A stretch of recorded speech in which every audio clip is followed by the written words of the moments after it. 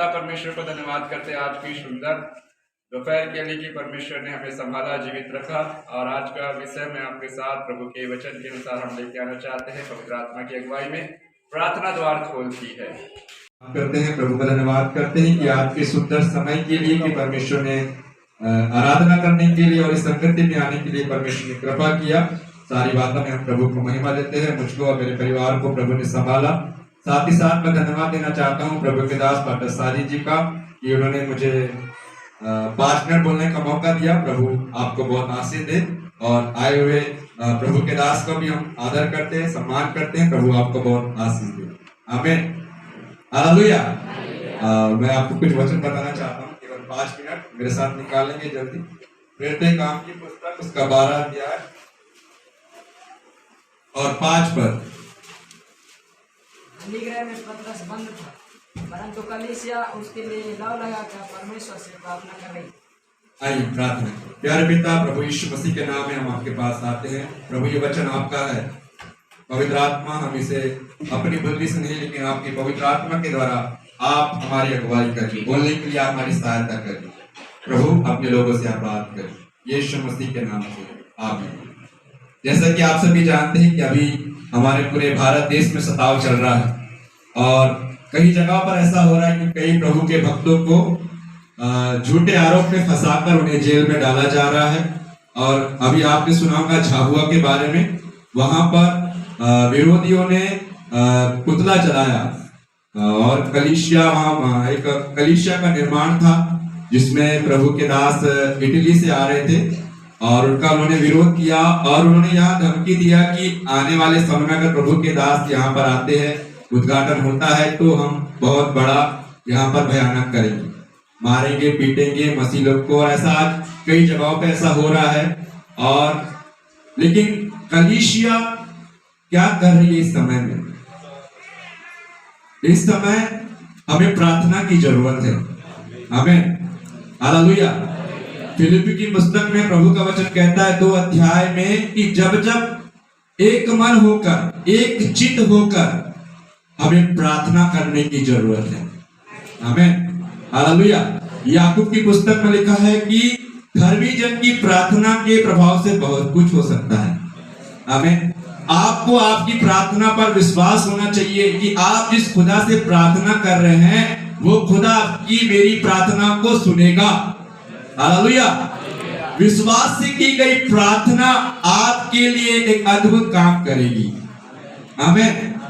अगर मेरे अंदर या आपके अंदर आप जिस विषय के लिए आप प्रार्थना कर रहे हैं, अगर आप उस विषय में प्रतीति नहीं करेंगे या आप विश्वास नहीं करेंगे तो ऐसा आपके लिए होगा क्या? नहीं होगा। क्योंकि वचन कहता है जो संदेह करता है वो समुद्र की लहरों के समान है। कैसे?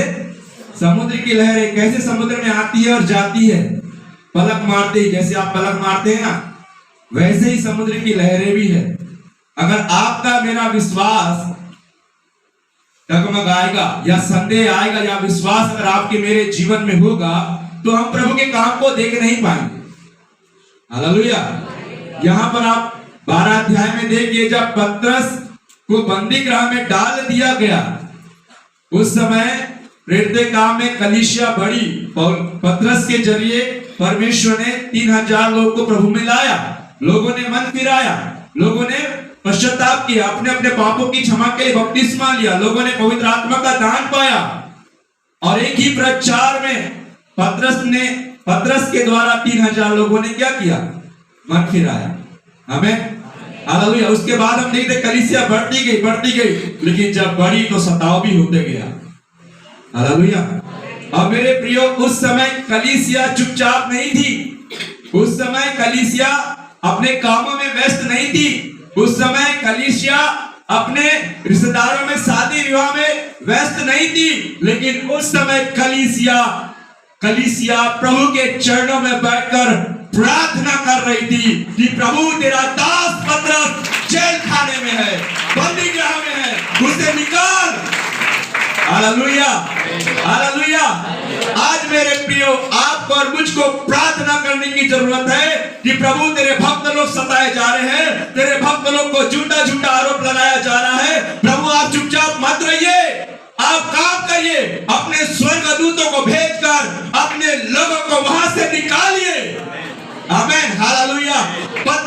साथ भी कुछ ऐसा ही हो रहा था। आमीन। पतरस के साथ भी कुछ ऐसे ही हो रहा था। पतरस वो सो रहा था, लेकिन कलीसिया एक जगह इकट्ठी होकर, कलीसिया में इकट्ठी होकर प्रार्थना कर रही थी, खुदा से दुआ कर रही थी, वो दुहाई दे रही थी। आज आपने मैंने भजन संहिता में पढ़ा, उसने हमारी दुर्दशा में हमारी सुधि ली।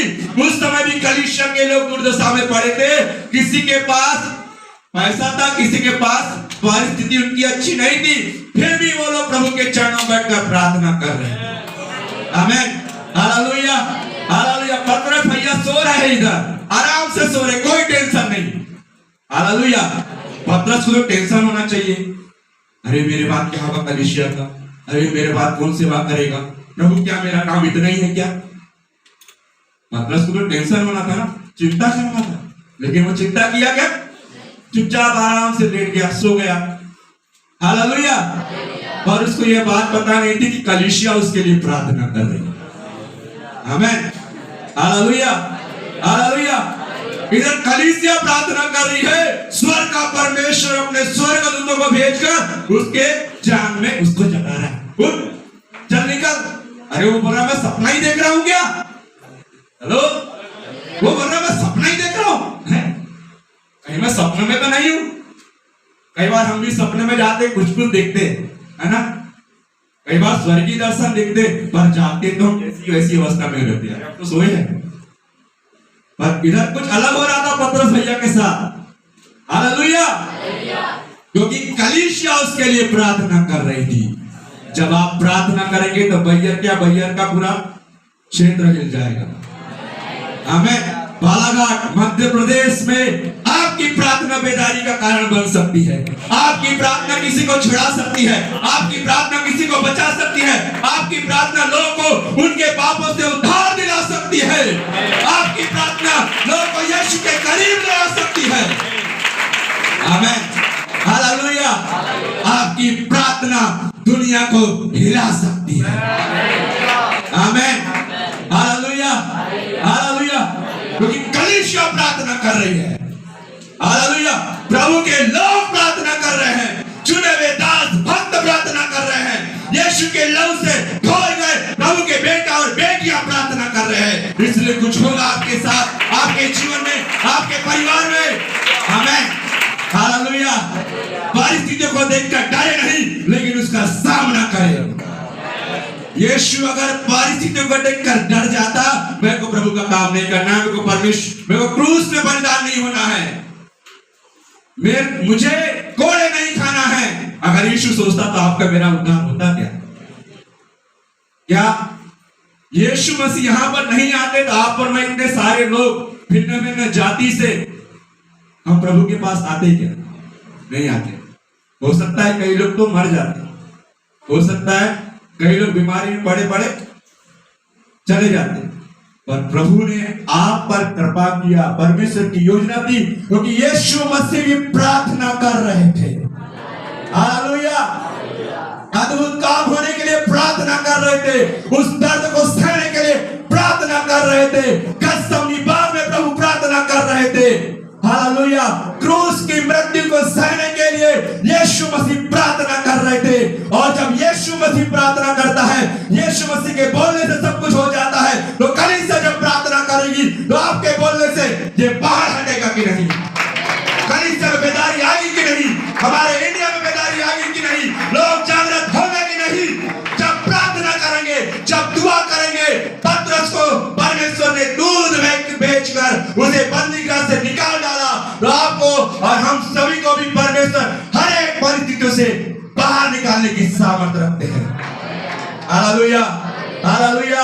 आपको और मुझको परमेश्वर ऊंचा उठाने की सामर्थ रखते हैं। आपको और मुझको परमेश्वर सामर्थ और अभिषेक से भरकर लोग के बीच में इस्तेमाल करने की सामर्थ रखते हैं, क्योंकि प्रार्थना करने वाला यीशु आपके मेरे अंदर है। आमीन, आमीन, हालेलुया। तो प्रभु आपके वचनों के पाठ और सुन जाने में आप सभी को आशीष दें। आइए